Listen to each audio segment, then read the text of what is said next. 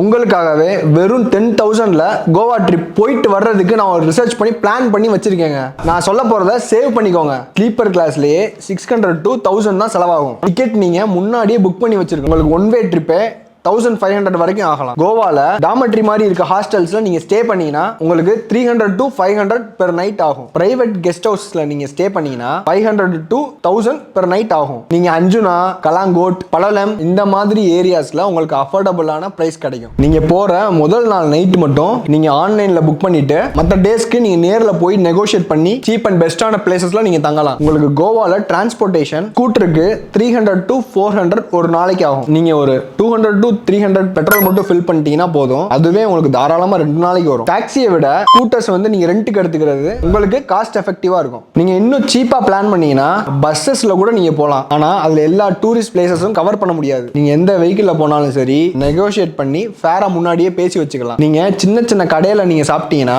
உங்களுக்கு 100 ரூபாயில இருந்து 200 ரூபாய்க்குள்ள தாங்க வரும். நீங்க டூரிஸ்ட் ஹாட்ஸ்பாட் ஏரியால சாப்பிட்றத அவாய்ட் பண்ணீங்கன்னா உங்களுக்கு நிறைய காசு மிச்சம் பண்ணலாம். நீங்க டைனிங்ல போய் சாப்பிடாம ஸ்நாக்ஸ் அண்ட் பிவரேஜஸ் வாங்கி வச்சுட்டு யூஸ் பண்றது இன்னும் காஸ்ட் கம்மியாகும். உங்களுக்கு பாகா, அஞ்சுனா, பலோலம் இங்க இருக்க பீச்சஸ்ல ஆக்சஸ் ஃப்ரீ தான். Basilica of Bom Jesus and Aguada Fort இங்க எல்லாமே என்ட்ரி ஃபீ ரொம்ப கம்மி தாங்க. பாரா செயிலிங், ஜெட் ஸ்கீயிங் இதெல்லாம் பண்ணணும்னு நினைச்சீங்கன்னா உங்களுக்கு 1000ல இருந்து 1500 வரைக்கும் ஆகும். நீங்க ஒரு 4 days ட்ரிப் பிளான் பண்ணீங்கன்னா ஒரு ட்ரெயினுக்கு ஒரு 1000, அகாமடேஷனுக்கு ஒரு 1500, லோக்கல் டிரான்ஸ்போர்ட்டுக்கு ஒரு 1200, ஃபுட்டுக்கு ஒரு 1200, உங்களோட ஆக்டிவிட்டிஸ் அண்ட் மிஸ்லேனியஸ்க்கு 1100, டோட்டல் எஸ்டிமேட்டட் காஸ்ட் 6000 வரும். கூட்டி கழிச்சு பால் கணக்கு சரியா இருக்கும். எங்க 4000 நீங்க பஃபர் இங்க வச்சுக்கலாம்.